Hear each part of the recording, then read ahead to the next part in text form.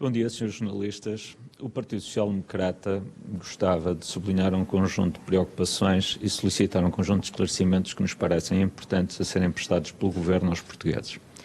Em primeiro lugar, todos temos na memória uma entrevista dada pelo Primeiro-Ministro António Costa ao Financial Times, em que afirmava que o Orçamento de Estado, o draft do Orçamento de Estado estava a ser apresentado, que era um documento que resultava de semanas de intensas negociações com a Comissão Europeia e que isso até teria levado a uma redução do déficit nominal para 2,6. A verdade é que algo muito estranho se deve ter passado nessas negociações, ou então algo muito estranho se está agora a passar entre a Comissão Europeia e Portugal e também o Conselho de Finanças Públicas e a OTAN. Porque, na verdade, aquilo que nós temos hoje é um documento, o draft do Orçamento de Estado para 2016 é um documento que está completamente morto na sua credibilidade técnica e política, sendo um fator de desconfiança relativamente ao nosso país e sendo um fator de instabilidade na vida dos portugueses. Importa que o Governo esclareça, ponto 1, que negociações intensas foram essas, de que é que constaram, o que é que se concluiu dessas negociações e o que é que não está bem entre aquilo que se concluiu dessas negociações e o que está no draft do orçamento. Porque algo muito estranho se terá passado para haver negociações tão intensas e depois acontecer o que está a acontecer, como todos conhecemos, profundas divergências entre Portugal e a Comissão Europeia, mas também apreciações muito negativas das entidades independentes que em Portugal fazem a avaliação orçamental do Estado, nomeadamente o Conselho das Finanças Públicas e a OTAN. Em segundo lugar, queríamos saber quais são as medidas que o Governo tem na manga para ultrapassar esta situação de impasse em que se encontra o orçamento, sendo que o Governo está empardado entre um acordo que estabeleceu à esquerda, que visa satisfazer a manutenção simplesmente deste Governo em funcionamento e visou a conquista do poder a todo custo, e aquelas que serão as responsabilidades que terão que ser assumidas pelo Governo para manter o equilíbrio orçamental.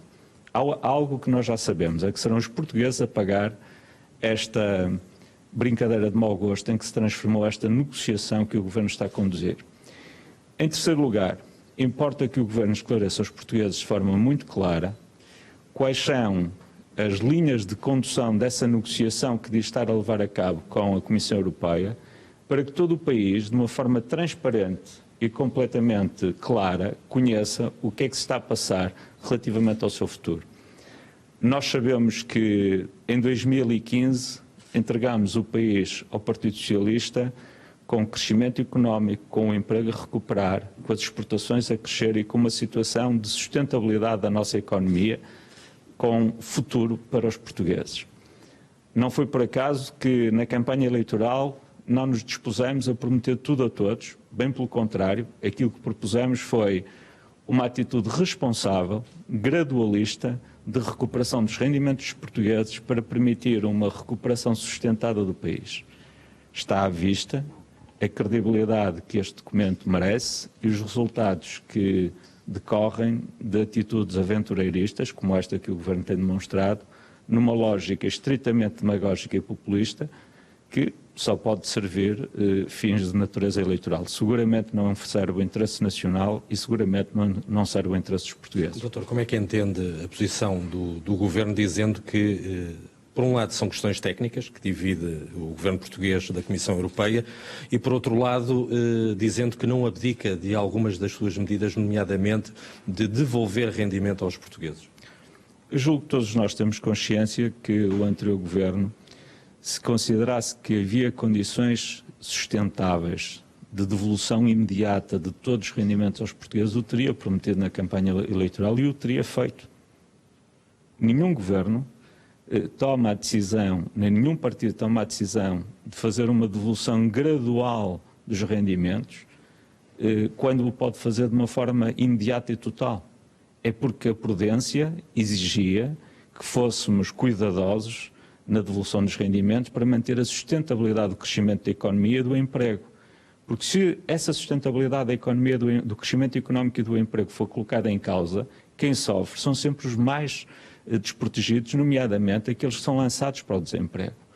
E, portanto, é incompreensível, e essas perguntas que me colocou, essas questões que me colocou, devem ser colocadas ao Governo. O Governo é que tem que explicar ao país como é que coloca, ao fim de 2 meses de governação, o país nesta situação de impasse orçamental, numa situação que não vivíamos há muitos anos e que, infelizmente, é reveladora de que tudo é feito com alguma ligeireza e com consequências dramáticas para o interesse dos portugueses. Mas não entendo que isto é uma dialética normal. Há quem defenda que é uma dialética normal entre a Comissão Europeia e os governos. Nomeadamente quando se sabe que, por exemplo, Portugal nunca cumpriu nem as metas da dívida nem as metas do déficit. Portanto, estas preocupações da Comissão Europeia poderão ser uma consequência natural desta luta e desta tensão normal entre a Comissão Europeia e os governos. Sabe que isto não se trata de uma luta ou de um braço de ferro. Naturalmente, todos os governos têm o dever de defender os seus pontos de vista e é saudável que o façam. O problema é quando o fazem com base em documentos que não têm credibilidade técnica nem política.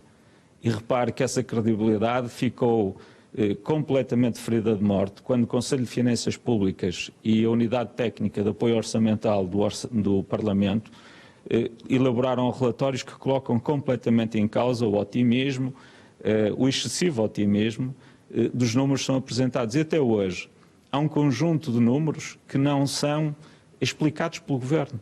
E, portanto, aquilo que nós temos é uma tentativa de negociação com base num documento que não tem credibilidade.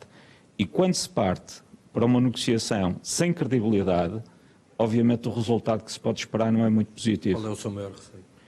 Eu julgo que o receio de qualquer português hoje é que estas aventuras do Partido Socialista e do governo do Partido Socialista e da maioria de esquerda sejam pagas no curto prazo de forma negativa, com uma quebra do crescimento da economia e, eventualmente, uma reversão da situação da recuperação do desemprego, que estava a baixar, e que, portanto, e no médio e longo prazo, com consequências que, infelizmente, nós já vimos no passado, com a mesma linha de orientação política, de política económica, que outros governos do Partido Socialista seguiram e que este está novamente a repetir os erros do passado. Este documento, nestes moldes, merecerá um não rotundo do PSD? Este documento merece-nos a nossa total reserva. Julgo que só por... Reserva? Repara, a reserva é total, nós estamos perante um draft. É um draft que já mereceu as críticas mais fortes das entidades independentes que têm a responsabilidade de avaliar a qualidade técnica dos documentos que são apresentados a nível orçamental pelo Governo e, portanto, como devem compreender, a nossa posição é uma posição de reserva e preocupação com tudo o que se está a passar relativamente a este tema. Muito obrigado, Srs. Jornalistas. Um bom dia. Eu queria saber, relativamente a um assunto que domina hoje a atualidade, que tem a ver com o aumento do salário em 150% dos gestores da administração, 13 administradores da Autoridade Nacional de Aviação Civil, um aumento que foi feito nos últimos tempos do governo do PSD-CDS. O que tem a dizer sobre este aumento exponencial de 150%? Eu tive a oportunidade de ler a notícia que é publicada hoje pelo JN e julgo que é um tema que vai merecer a atenção dos deputados do PSD na próxima audição do Sr. Ministro das Finanças no Parlamento. Obrigado.